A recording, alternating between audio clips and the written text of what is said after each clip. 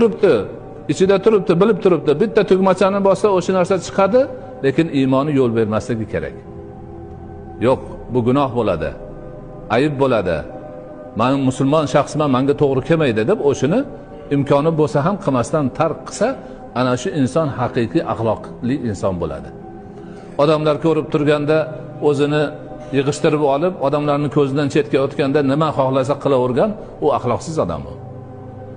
Odamlarning oldida o'zini tutishi bu riyokorlik uchun bo'lgan bo'ladi. Yolg'iz qolganda o'zi nimani qilaversa, bu demak axloqsiz odam, hali axloq uni qalbiga kirmabdi.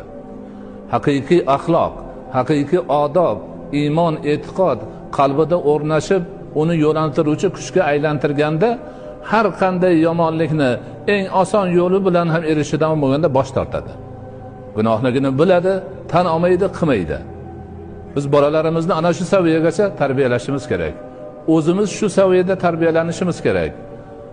U man qilish vaqtinchalik yaxshidir, lekin haqiqiy man qiluvchi omil qalbda bo'lishini unutmasligimiz kerak.